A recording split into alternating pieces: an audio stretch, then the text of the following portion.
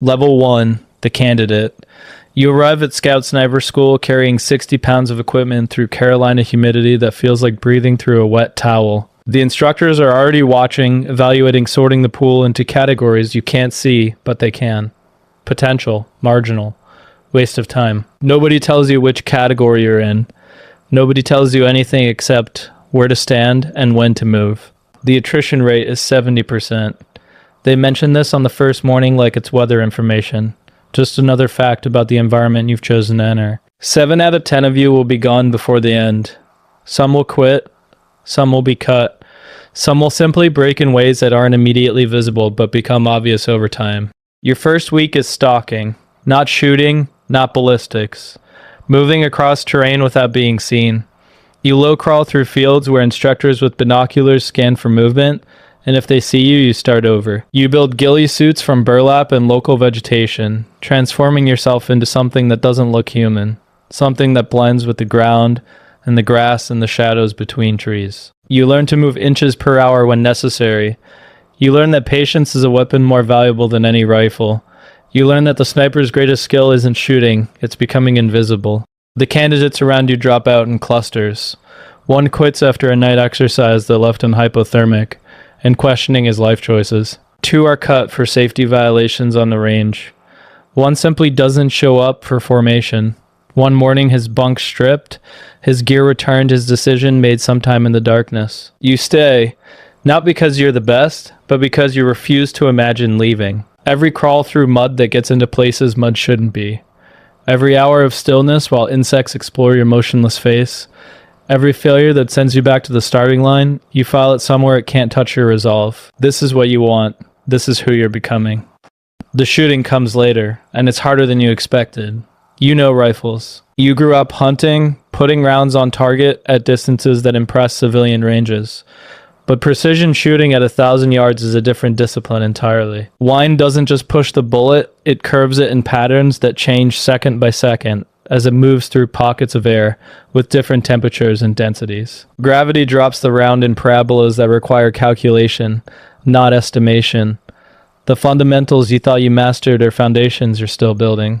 The final exercise breaks candidates who made it through everything else. 4 days in the field, with minimal supplies, completing stalks under evaluation, taking scored shots under pressure, operating on sleep measured in minutes rather than hours. Your body stops distinguishing between mud and skin. Your mind simplifies to the next task and nothing beyond. The instructors watch for mental collapse as much as physical. Some candidates perform perfectly until something snaps, some internal governor failing under accumulated stress. They're gone immediately, not punished but simply recognized as unsuited. The profession requires a specific psychology that can't be taught, only revealed. You survive. Because you discover something useful about yourself, your mind quiets under pressure rather than racing. The chaos simplifies rather compounds. The harder things get, the more clearly you think. It's not courage, exactly. It's just how you're wired. You graduate in the bottom third of your class. Not spectacular, not shameful, competent. You receive your designation and your orders and ship out to a team that needs bodies more than excellence. Level 2, the spotter. Your team leader is a staff sergeant named Reyes, who has 4 deployments, and eyes that never quite focus on the present. He's killed more people than you've met, and he carries that weight in ways that only become visible after you know him for months. The slight hesitation before entering rooms, the way he positions himself at restaurants to watch every entrance, the dreams he doesn't talk about but everyone hears through thin barracks walls. You're the junior member, which means you spot. The shooter takes the shot, but the spotter does everything else. Range estimation, wind calls, target identification, documentation. You're the shooter's external brain, processing information so he can focus entirely on trigger control and breath and the precise muscle memory that puts rounds exactly where they need to go. Your first deployment is to a country you're not supposed to name, doing things that don't officially happen. The rules of engagement are complicated and change weekly. The enemy wears no uniform and looks like everyone else, until the moment they don't. You learn to read threat in the way people walk, the way they position their hands, the patterns of normalcy that break just slightly before violence emerges. Your first kill as a spotter is a man with an RPG. Reyes takes the shot from 800 meters, while you call the wind and confirm the target, and watch through your scope as the round arrives, before the sound. One moment the man is positioning his weapon toward a convoy route. The next moment he's falling, the biological systems that made him alive simply stopping. The RPG clatters unfired to the rooftop. You expected to feel something more. Triumph, maybe? Horror, perhaps. What you actually feel is professional satisfaction, the same emotion you'd feel after any job done correctly. The shot was clean, the target was valid, the outcome was successful. You filed the man's face somewhere it won't surface unexpectedly, and move to the next task.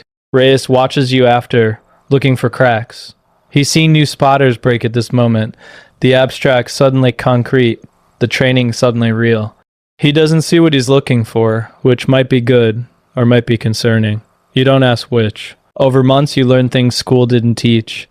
How to read local atmospherics, the way morning air moves differently than afternoon air in specific terrain. How to improvise positions when the perfect hide site doesn't exist. How to disengage when the shot isn't there. Swallowing frustration because patience matters more than body count. You learn the rhythm of the deployment cycle, the intensity of operations, followed by the strange emptiness of downtime in secure zones where nothing happens but waiting. The way friendships form through shared experiences that can't be described to people who weren't there. The letters from home that arrive already obsolete, describing a world that continues without you. You learn Reyes, his patterns, his tells, his preferences, when he wants input and when he wants silence. The way he breathes before deciding to shoot, and the longer breath when he decides to wait. You become an extension of him, which is what spotter duty requires. Your identity subsumes into the team. Level 3, the shooter. Reyes rotates home after his 5th deployment, taking a training command position that everyone knows is really about the drinking that's got invisible, and the marriage that's already gone. You attend his farewell with the complicated emotions that military transitions require. Gratitude, relief, grief for a version of him that might have existed without all the shots behind his eyes. His replacement is younger than you, somehow, a new staff sergeant from a different unit, technically senior, but practically dependent on your experience. The power dynamic inverts, without anyone acknowledging it directly.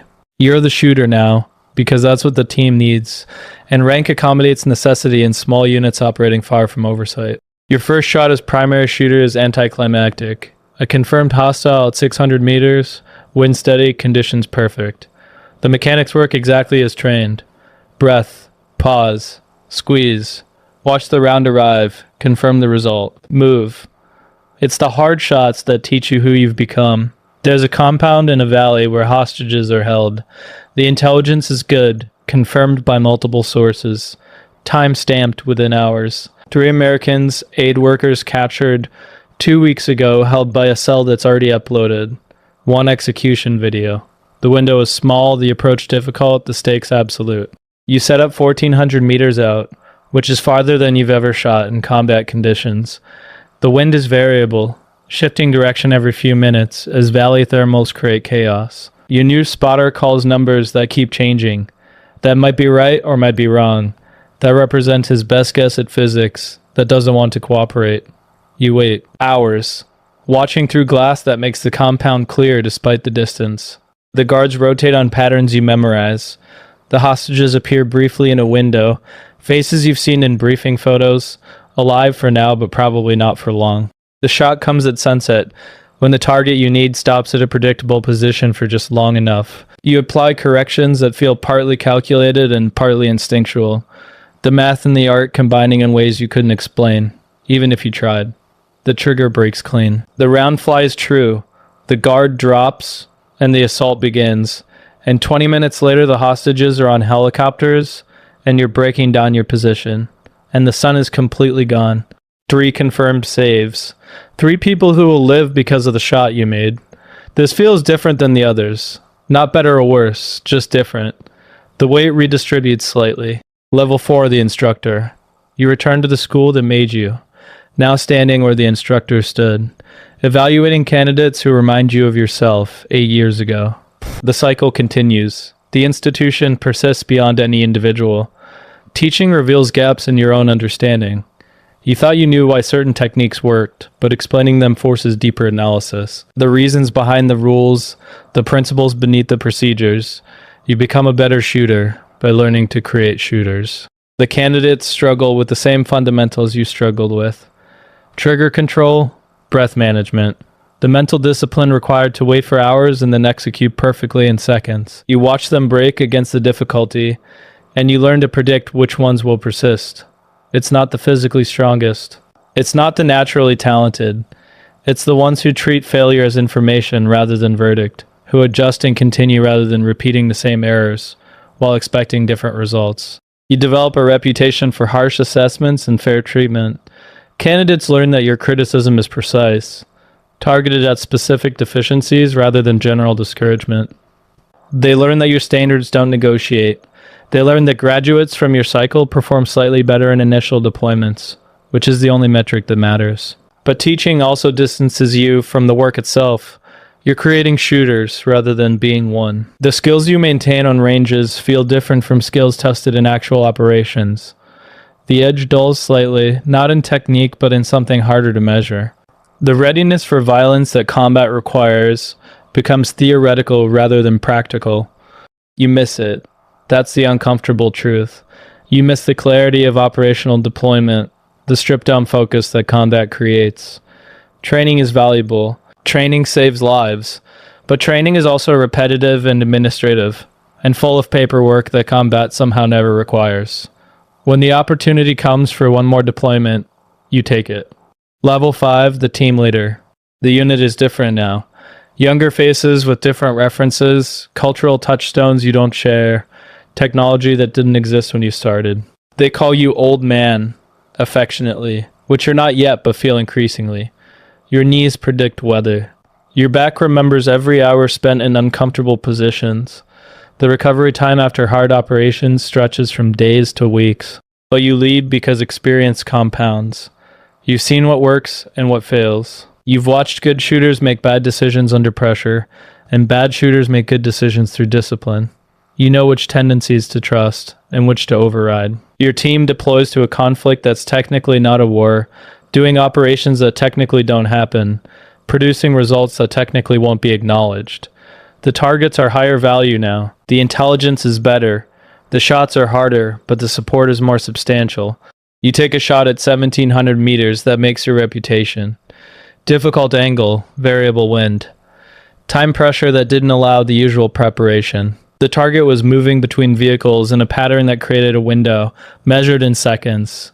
You made the shot because the alternative was losing the target, and you made it well, because the alternative was unacceptable. The team talks about that shot afterward. It becomes legend, slightly inflated with each retelling. You don't correct the exaggerations, because morale has value, but privately you know how much luck contributed.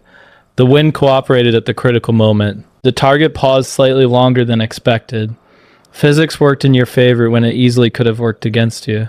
The shot that matters more is one nobody talks about. A mistake. A target identified and engaged who turned out to be wrong. The intelligence was bad. Your shot was perfect. The outcome was a dead civilian in a place he shouldn't have been, doing things that looked threatening but weren't. Collateral damage in the sanitized language of reports. Murder in the language of honesty. You don't sleep well for months afterward. The faces accumulate anyway. Hostile and civilian alike.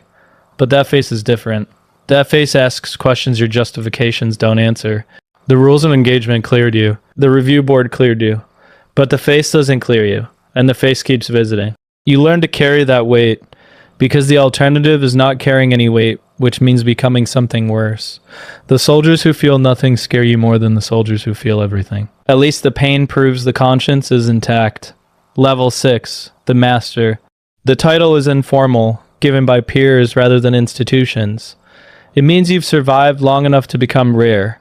A shooter who hasn't broken or burned out, or simply been unlucky in the mathematics of incoming fire. It means younger soldiers ask questions they wouldn't ask anyone else, because they know you've seen things their instructors haven't. You rotate between deployment and development, testing new systems that might make future snipers more effective, optics that calculate ballistics automatically, rifles that adjust for environmental conditions, technology that promises to remove the human variables that create failure.